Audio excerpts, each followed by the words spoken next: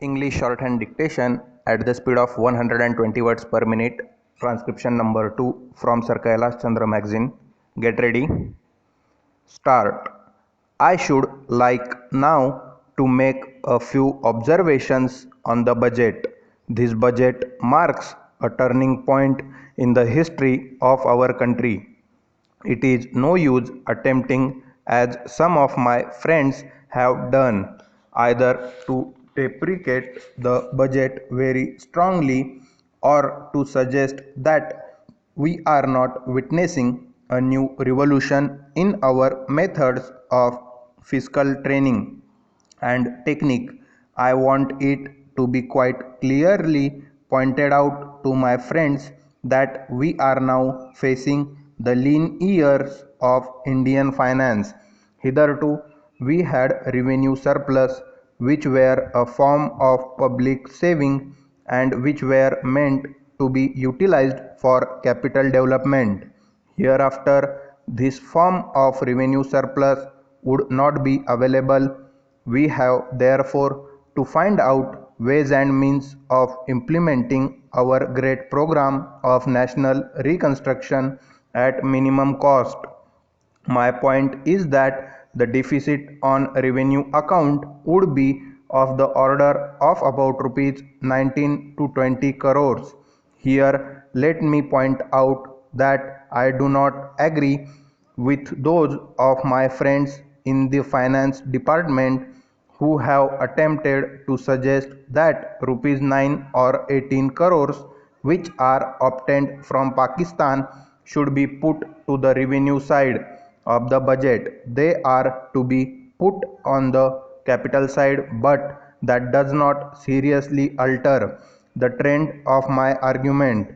What I am suggesting is that we would have to be prepared for a deficit of a much higher order even on the revenue side. That itself should make us realize that there are very many problems which we have to face and that we have to undertake ways and means of increasing the resources of our country so that it might be possible for us to have a greater amount of surplus or a greater amount of public saving for the purpose of financing capital development. The finance minister, in the course of his speech, Mr. Deputy Minister, pointed out that the deficits during the past 2 years were of the order of rupees 83 crores. I venture humbly to disagree with him because I feel that when we are talking of deficits, we must take into account the overall deficit incurred by the central government, and that would be of the order of rupees 200 crores. During the years of relatively light expenditure, we had shortfall of about rupees 200 crores. Undoubtedly, now when we are going to have a very great amount of expenditure, we might have a great amount of deficit, and we would have to find out ways and means of trying to meet our capital expenditure. Some members have pointed out that deficit financing is good. Others have pointed out that it is poison. One honorable member who preceded me pointed out that it could be taken like a tonic. Now, I am not willing to enter into the merits of the deficit financing or demerits of the deficit financing in an academic spirit. The time has now come when we should face realities.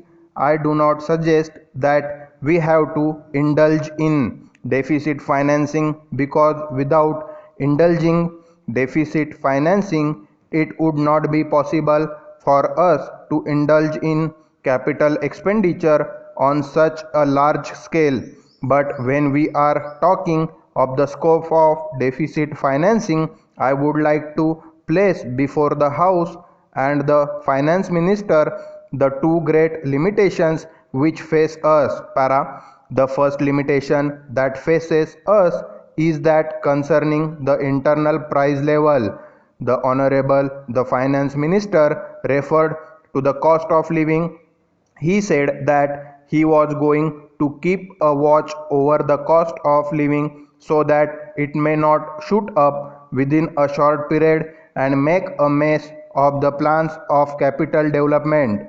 But there is another limitation which has also to be borne in mind, a limitation which has not received as much notice as it should have done in all the discussions that have taken place.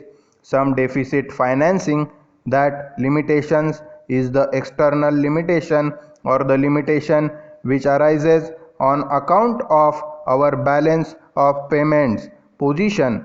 I think this is as important, Mr. Deputy Speaker, as the internal price level, and I should like to elaborate the particular point a bit more because I feel that a time will shortly arrive when we might have either to reconsider our policy or might even have to leave the Sterling Club of which we are a member.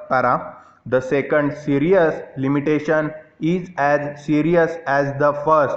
What would be the consequences of deficit financing on our balance of payments?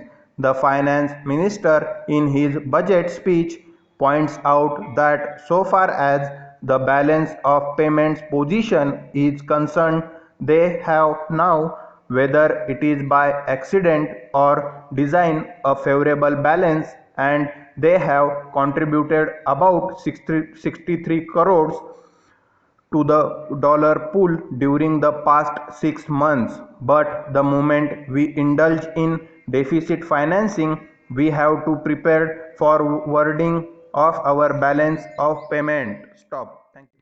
English.